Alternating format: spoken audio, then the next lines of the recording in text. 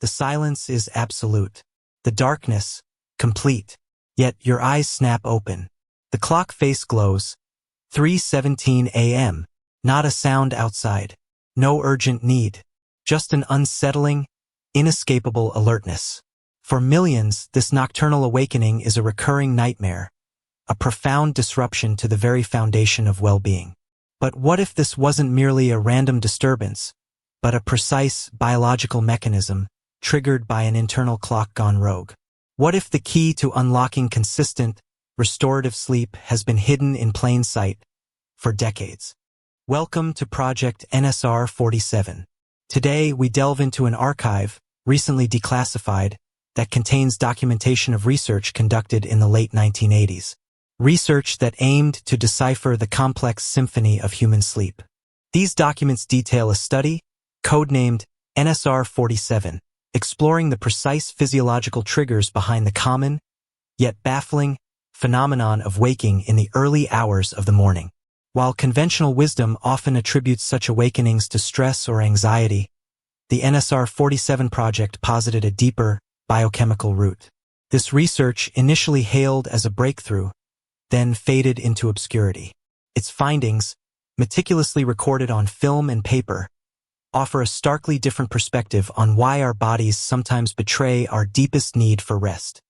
The core finding of NSR-47 revolved around the sophisticated interplay of our internal biochemistry, specifically the stress hormone cortisol, and the delicate balance of our autonomic nervous system. At the heart of our sleep-wake cycle is the circadian rhythm, a roughly 24-hour internal clock. As we approach the deepest phase of sleep, typically between 2 a.m. and 4 a.m., our core body temperature naturally dips. Simultaneously, a subtle yet critical shift occurs. Our body prepares for the coming day. For some, this preparation is far from subtle.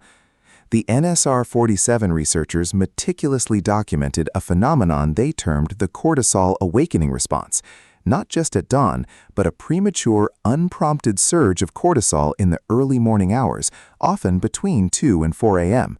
This spike acts as an internal alarm.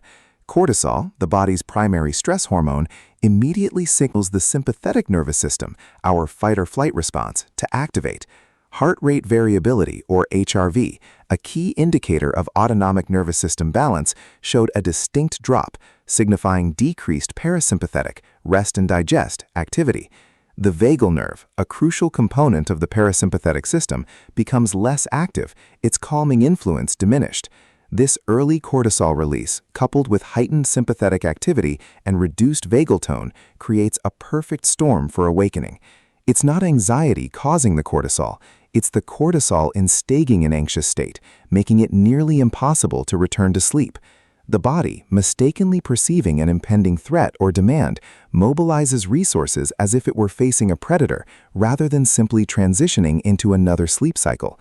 This physiological misfire, the NSR-47 team concluded, was the root cause of the perplexing 3 a.m. wake-up call. The NSR-47 project, spearheaded by Dr. Eleanor Vance, an endocrinologist with a focus on chronobiology, compiled extensive evidence. Her team monitored subjects in controlled sleep environments, measuring nocturnal cortisol levels, HRV, and sleep architecture through polysomnography. The data was undeniable. A significant subset of individuals experiencing 3 a.m. awakenings exhibited a distinctive cortisol surge, often peaking around 3:30 a.m., precisely when HRV plunged, indicating sympathetic activation. Dr. Vance's meticulous research identified this pattern in over 60% of her study participants. She developed a series of graphical representations, charting the inverse relationship between nocturnal cortisol and HRV during these early morning hours. These charts, which we've painstakingly recreated from the declassified files, showed a direct correlation. As cortisol spiked, the heart's natural variability plummeted, signifying a body preparing for action, not rest. Dr. Vance concluded that this wasn't merely a symptom of poor sleep, but a direct cause, capable of interrupting even deep sleep stages.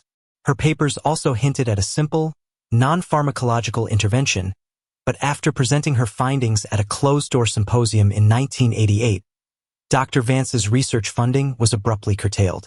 Her subsequent work, if any, remains uncatalogued.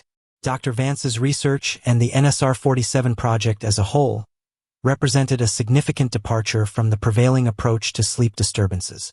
While her findings pointed towards a natural, physiological imbalance, the dominant paradigm was shifting towards pharmacological intervention.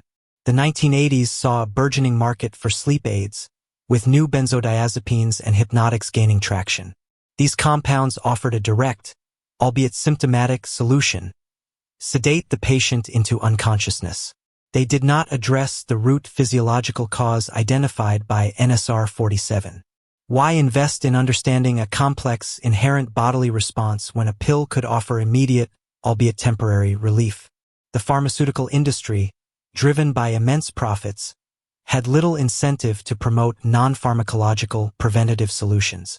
Today, the global sleep aid market is estimated at over $85 billion annually. Imagine the impact of a simple, cost-effective protocol that could mitigate the need for these medications. The declassified files include internal memos from a major pharmaceutical lobbying group, expressing concern over non-standardized research impacting patient adherence to approved therapies. These phrases, carefully chosen, imply a prioritization of profit over profound physiological understanding. It suggests that knowledge, when inconvenient, can be sidelined. The NSR-47 project, with its focus on inherent biological regulation rather than external chemical intervention, simply did not fit the evolving commercial landscape. Despite its suppression, the core principles of NSR-47 persisted in niche circles. Through painstaking reconstruction, we found evidence of individuals who, years later, unknowingly or knowingly applied elements of the protocol. These were not clinical trials in the conventional sense, but documented case studies from independent practitioners. One such case, a 52-year-old architect named Robert, suffered from chronic 3 a.m. awakenings for over a decade. His initial nocturnal cortisol readings were consistently elevated, and his average early morning HRV was significantly depressed, indicating chronic sympathetic nervous system dominance. After implementing a regimen based on the NSR-47 principles, focused on specific frequency entrainment and guided respiratory techniques, his physiological markers showed a remarkable shift. Within 8 weeks, Robert's nocturnal cortisol levels had normalized, and his early morning HRV had increased by an average of 35%, signifying a return to parasympathetic dominance. He reported consistent, unbroken sleep, often through the critical 2 to 4 a.m. window. Another case, a 48-year-old teacher, Sarah, presented similar improvements. Her sleep architecture, as assessed by a modern sleep tracker, showed an increase in deep sleep stages and a reduction in wakefulness after sleep onset. These weren't isolated incidents. The pattern was clear. By consciously activating the vagal nerve and shifting the autonomic nervous system balance, the body could effectively override the premature cortisol surge, silencing that internal alarm clock. So, what exactly was the NSR-47 protocol?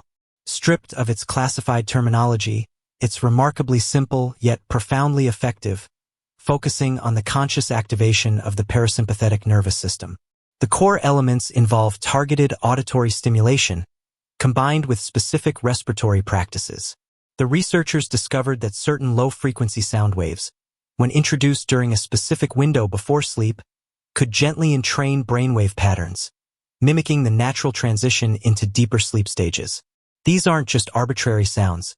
They are carefully calibrated frequencies designed to resonate with the brain's own electrical activity, encouraging a shift from beta, waking, to alpha and then theta, relaxed and light sleep states. Crucially, this auditory component was paired with guided breathwork. The protocol emphasized slow, diaphragmatic breathing at a specific rate, typically 5 to 6 breaths per minute. This rate is known to optimize heart rate variability and directly stimulate the vagus nerve. By extending exhalation, the protocol effectively signals the brainstem to down-regulate sympathetic activity. This combination created a powerful synergistic effect. The sound frequencies primed the brain for rest, while the precise breathwork actively engaged the parasympathetic system, increasing vagal tone and counteracting the potential for an early morning cortisol surge. The NSR-47 documentation describes customized audio landscapes, not music, but modulated tones, layered with subtle, natural sounds, delivered through specialized headphones. The goal was not to force sleep, but to create an optimal physiological environment where the body's natural sleep mechanisms could function unimpeded. This wasn't about adding a foreign chemical. It was about recalibrating the body's internal thermostat, allowing it to regulate its own sleep cycle, effectively disarming the 3 a.m. alarm before it had a chance to ring.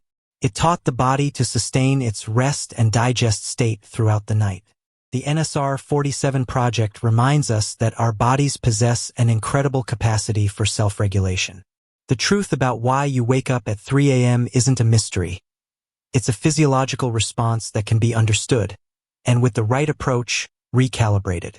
While the original NSR-47 protocol was suppressed, its underlying principles, those of vagal nerve activation, parasympathetic stimulation, and guided biorhythmic entrainment, have reemerged in various forms. These are not sleep aids that simply sedate. They are tools designed to restore your body's innate ability to maintain deep, restorative sleep. Unlike pharmaceutical solutions that often come with side effects and dependency, these approaches aim for sustainable physiological balance. Understanding the precise mechanism of your internal alarm clock is the first step towards disarming it. The next is providing your body with the gentle, natural prompts it needs to stay asleep.